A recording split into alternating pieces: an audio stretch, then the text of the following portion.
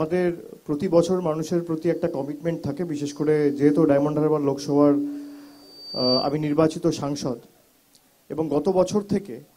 আমরা, গত বছর বলা ঠিক না, তার কারণ এই বছরই টেকনিক্যালি আমরা স্টার্ট করেছি, কিন্তু সেবাশ্রয়ের এটা দ্বিতীয় অধ্যায়, যেটা আমরা আজকে মহেশতলার মাটি থেকে শুভ সূচনা করলাম। যে ক্যাম্পের ভিতরটা আপনারা একবার ঘুরে দেখুন যে কি কি পরিকাঠামোগত ব্যবস্থা এবং প্রত্যেকটা আলাদা ডিপার্টমেন্টের অর্থোপেডিক্স থেকে শুরু করে, কার্ডিওলজি থেকে শুরু করে, নিউরোলজি থেকে শুরু করে সব বিভাগের আলাদা স্পেশালিস্ট ডক্টর, এবং সেখানে চেম্বার ওয়াইজ আমরা ভাগ করে দিয়েছি যার যা সমস্যা হবে, এবং ব্লাড রিপোর্ট থেকে শুরু করে সেরোলজি টেস্ট, ইউএসজি, ইসিজি,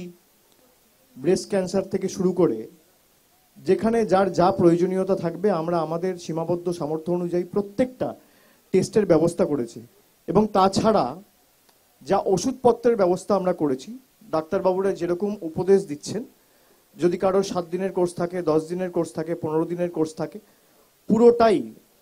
যত দিনের ওষুধ তাদের প্রয়োজনীয়তা থাকবে, দরকার পড়বে, কারো 7 দিনের দরকার পড়লে 7 দিনের, কারোর 15 দিনের দরকার পড়লে 15 দিনের, পুরোটাই আমরা বিনামূল্যে,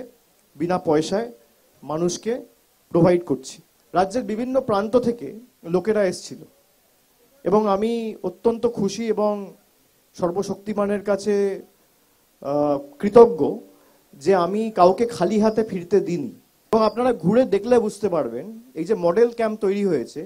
এই মডেল ক্যাম্পটাই অনেকটা একটা রেফারেল সেন্টারের মতো। এবার যেখানে হয়তো মডেল ক্যাম্পের সেই ব্যবস্থাপনা দরকার যেটা একটা পেশেন্টের দরকার রয়েছে, সেটা যদি আমাদের কোনো রকম খামতি থাকে, সেক্ষেত্রে আরও যে সুপার স্পেশালিটি হাসপাতালগুলো রয়েছে সেখানে আমরা রেফার করছি। আমরা 7 দিন করে এক একটা বিধানসভায় ক্যাম্পগুলো করব, এবং 7 দিন পরে, যেমন আজ থেকে শুরু হলো মহেশতলায়, আজ থেকে মহেশতলায় চলবে 7 দিন, তারপর 8 তারিখ থেকে চলে যাবে মিটিয়াবুরুজে, এবার মিটিয়াবুরুজে 7 দিন চলবে, তারপর চলে যাবে 7 দিন বিষ্ণুপুরে, বিষ্ণুপুরে বজবজের পর চলে যাবে বিষ্ণুপুরের পর চলে যাবে সাতগাছিয়ার পর চলে যাবে ফলতায়, একদম শেষে আমরা করব ডায়মন্ড হারবার। এবং 22 তারিখ এই কর্মসূচি শেষ হবে, 23 তারিখ সরস্বতী পুজো, আর 24 তারিখ, 25 তারিখ, 26 তারিখ, 27 তারিখ, 28 তারিখ, এই 5 দিন টানা, একদিন গ্যাপ দিয়ে, খালি সরস্বতী পুজোর দিনটা সবাইকে ছুটি দিয়ে, মধ্যেখানে 25শে ডিসেম্বর, 31শে ডিসেম্বর 2-3 দিন গ্যাপ আছে,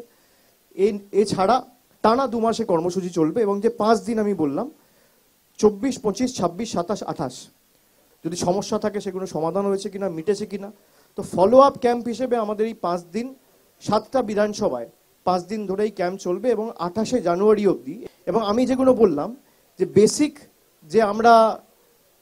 সেট আপটা রেখেছি, আপনারা যদি গিয়ে দেখেন, সেখানে পোর্টেবল এক্সরে থেকে শুরু করে, সেরোলজি টেস্ট থেকে শুরু করে, ইসিজি থেকে শুরু করে, ডেঙ্গুর যে টেস্ট প্রক্রিয়া থেকে শুরু করে, এগুলো অন্য ক্যাম্পেও রয়েছে, কিন্তু মডেল ক্যাম্পে ডেডিকেটেড 10-12 জন স্পেশালিস্ট ডাক্তার আমরা রেখেছি। এবং আমি এটা বারবার বলি যে